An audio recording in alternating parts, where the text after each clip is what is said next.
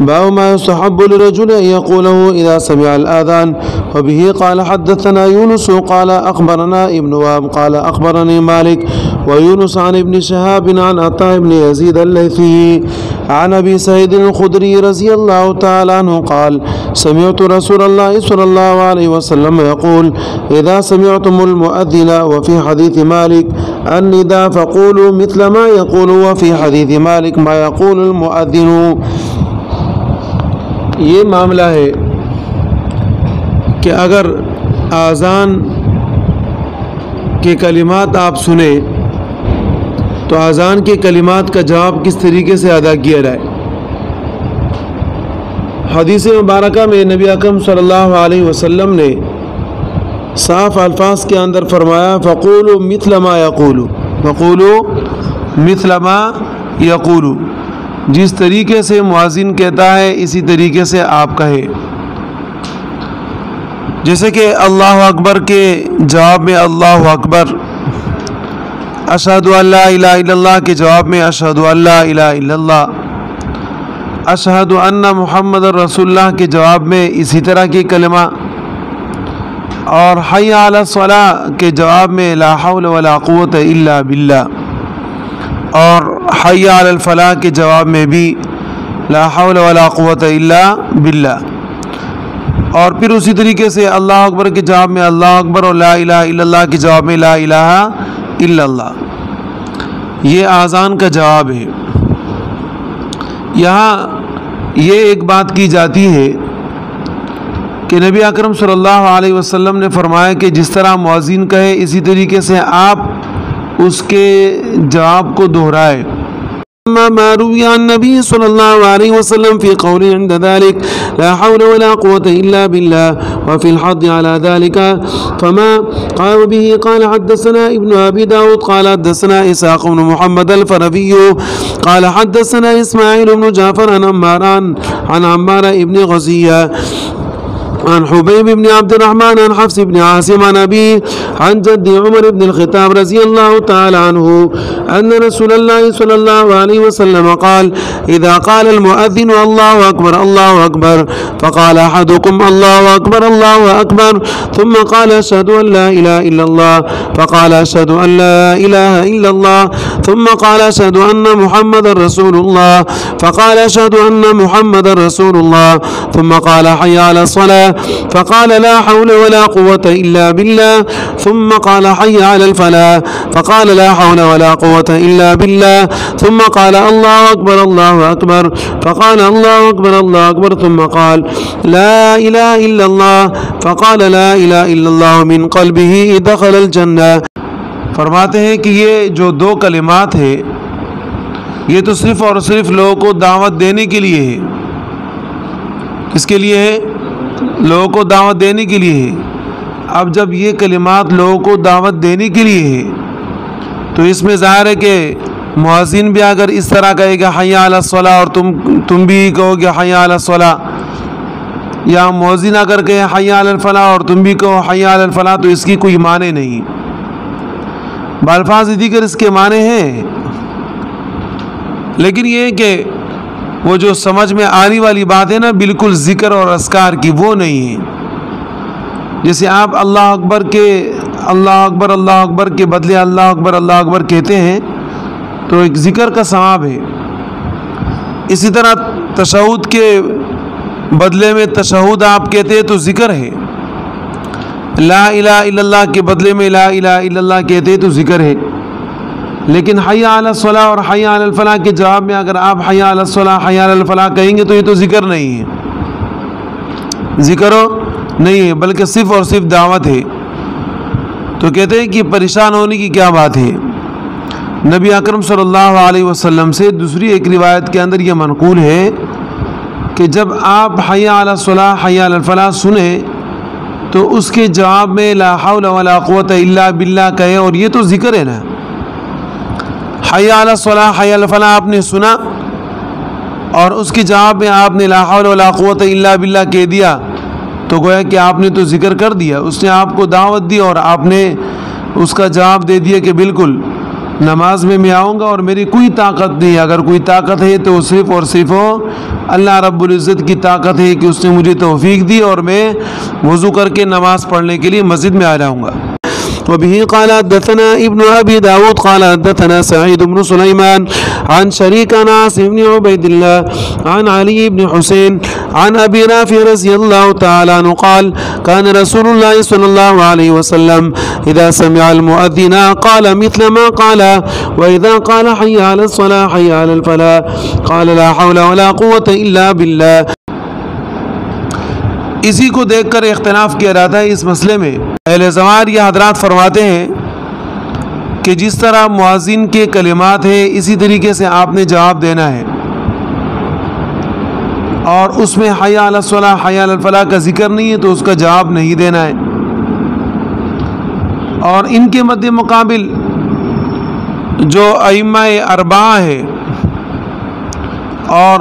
خاص کر احناف, وہ یہ کہتے ہیں کہ دیکھیں مؤذن نے تو اذان کے کلمات ادا کر لیے, وہ تو آپ نے جواب میں کہہ دیے, لیکن حی علی الصلاح اور حی علی الفلاح کے بدلے میں جو آپ نے کلمات لا حول ولا قوت الا باللہ کہنے وہ بھی نبی اکرم صلی اللہ علیہ وسلم سے منقول ہے. اسی طرح دوسرے اختلاف یہ کیا جاتا ہے,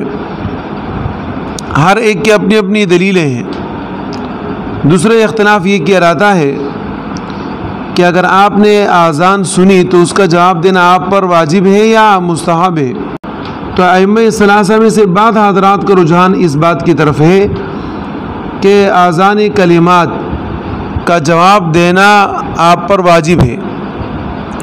اس لیے کہ نبی اکرم صلی اللہ علیہ وسلم سے جو احادیث منقول ہے اس میں نبی اکرم صلی اللہ علیہ وسلم نے حکم دیا ہے فقولوا مثل ما یقول المؤذن. اب فقولو آپ کہو جس طرح کے مؤذن کہتا ہے, تو یہ ایک حکم ہے. اور اس سے ہٹ کے حضرت ام حبیبہ رضی اللہ تعالی عنہ کی روایت میں نبی اکرم صلی اللہ علیہ وسلم کا فعل بھی منقول ہے. ام حبیبہ رضی اللہ تعالی عنہ وعنہن ان رسول اللہ صلی اللہ علیہ وسلم كان اذا سمع المؤذن يقول مثل ما يقول حتى يسكت اذا سمع المؤذن. اب دیکھو اس میں نبی علیہ الصلوۃ والسلام کا فعل منقول ہے کہ جب بھی نبی علیہ الصلوۃ والسلام اذان سنتے تو نبی علیہ الصلوۃ والسلام اس طرح کا جواب دیا کرتے تھے. اسی ائمہ ثلاثہ میں سے بعض حضرات کی یہ رائے ہے کہ اذان کا جواب دینا واجب ہے اور لازم ہے, اور اکثر ائمہ ثلاثہ اور خاص کر امام ابو حنیفہ رحمہ اللہ ان کا یہ مذہب ہے کہ نہیں, اذان کا جواب دینا واجب نہیں ہے بلکہ مستحب ہے. اور اس کی وجہ یہ ہے کہ دیکھیں حضرت عائشہ صدیقہ رضی اللہ تعالی عنہ سے ایک روایت منقول ہے کہ نبی اکرم صلی اللہ علیہ وسلم نے مؤذن کے اذان کلمات سے ہٹ کے جواب عطا فرمایا ہے کیا خرجت من النار یا خرجت من النار, تو آگ سے نکل گیا, علی الفطرہ, اس طرح کے الفاظ ذکر فرمائے کہ یہ فطرت پر ہے, یعنی کہ ہر آدمی جو پیدا ہوتا ہے وہ فطرت اسلام پر پیدا ہوتا ہے, تو یہ آپ کی فطرت ہے. اب ان باتوں سے یہ معلوم ہوتا ہے کہ مؤذن کے کلمات کا جواب بعین ہی دینا واجب نہیں ہے. اسی احناف نے یہ مذہب اپنے لیے اپنایا ہے کہ اذان کے کلمات کا جواب دینا واجب نہیں ہے بلکہ مستحب ہے, بلکہ کیا ہے. وبه قال حدثنا محمد بن خزيمة قال حدثنا محمد بن عبد الله الأنصاري قال حدثني محمد بن عمر الليثي عن أبي عن جدي رضي الله تعالى عنه قال كنا عند معاوية رضي الله تعالى عنه فأذن المؤذن فقال معاوية سمعت النبي صلى الله عليه وسلم يقول إذا سمعتم المؤذن يؤذن فقولوا مثل مقالته أو كما قال. قال أبو جعفر فذهب قوم إلى هذه الآثار فقالوا ينبغي لمن سمع الآذان يقول كما يقول المؤذن حتى يفرغ من آذانه. یہ حدیث پھر پڑھ رہا इब्न उमर अन अबी अन मुआविया रज़ी अल्लाह ताला अन्हु फ़अज़्ज़न अल-मुअज़्ज़िन फ़क़ाल मुआविया समिअतु नबी सल्लल्लाहु अलैहि वसल्लम। हज़रत मुआविया रज़ी अल्लाह ताला अन्हु से रिवायत फरमाते मैंने नबी अकरम सल्लल्लाहु अलैहि वसल्लम से सुना, इरशाद फरमा रहे थे इज़ा समिअतुमुल मुअज़्ज़िना युअज़्ज़िनु कि जब आप मुअज़्ज़िन के कलिमा सुने कि वो आज़ान दे रहा हो फ़क़ूलू मिस्ल मक़ालतिही तो आप उन्हीं की तरह के अल्फाज दोहराए। औ कमा क़ाला अबू जाफ़र फ़ज़हब क़ौमुन इला हाज़िहिल आथार फ़क़ालू यंबग़ी लिमन समिअल आज़ाना अन यक़ूल कमा यक़ूलुल मुअज़्ज़िनु हत्ता यफ़रुग़ मिन आज़ानिही। क़ाला अबू जाफ़र, इससे किसका मज़हब बुना दे? अहले ज़वाहिर का। किसका? वक़ाल फ़म फ़ी ज़ालिका आख़रून फ़क़ालू लैसा लिक़ौलिही हय्या अला अस्सलाह हय्या अलल फ़लाह माना लिअन्न ज़ालिका इन्नमा यक़ूलुल मुअज़्ज़िनु लियदअू बिहिन्नास इला अस्सलाह व इलल फ़लाह वस्सामिअु ला यक़ूलु मिन ज़ालिका अला जिहति दुआइन्नास इला ज़ालिक इन्नमा यक़ूलु अला जिहति ज़िक्रि व लैसा हाज़ा मिन ज़िक्रि फ़यंबग़ी लहू अन यजअल मकान ज़ालिका मा क़द रुविया अनिन नबी सल्लल्लाहु अलैहि वसल्लम फ़िल आथारिल उख़र व हुवा ला हौल व ला क़ुव्वत इल्ला बिल्लाह फ़कान मिनल हुज्जति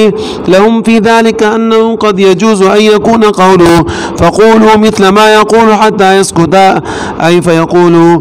फ़क़ूलू मिस्ल मा इब्तदअ बिहिल आज़ानु मिन अत-तकबीर वश-शहादा